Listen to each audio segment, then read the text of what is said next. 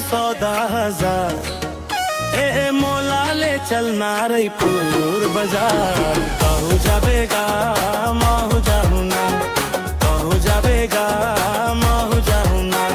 लेना है 14,000 ए तोला ले चलपुर बाजार। कहू जाबे वो महू जाहू ना, कहू जाबे वो महू जाहू ना।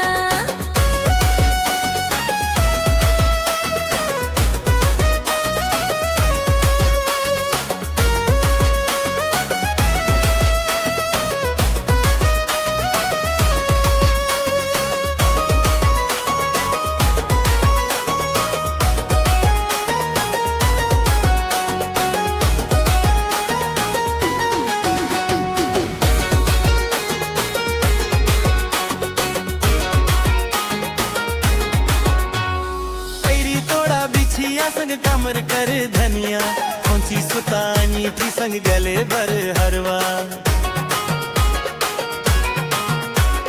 नाक बर फुल्ली गा कन करन फुल, मोर बर तैले वे राजा बेनी के झूल।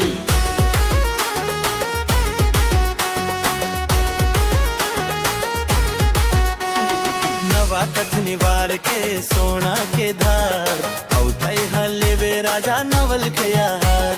नवा कथनी धार के सोना के धार, औतै हले वे राजा नवल के यार। लेना है 14,000 ए तोला ले चलपुर बाजार। कहू जाबेगा महू जाहू ना, कहू जाबेगा महू जाहू ना।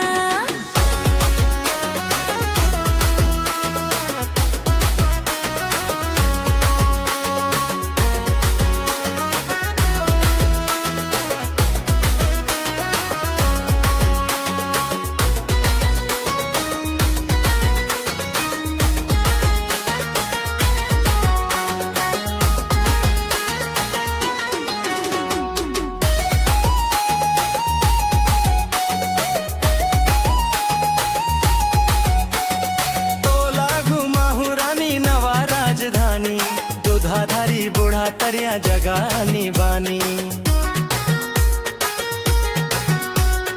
जंगल सफारी के सैर करवाहूँ, सदर बाजार जाके इडली खाऊं।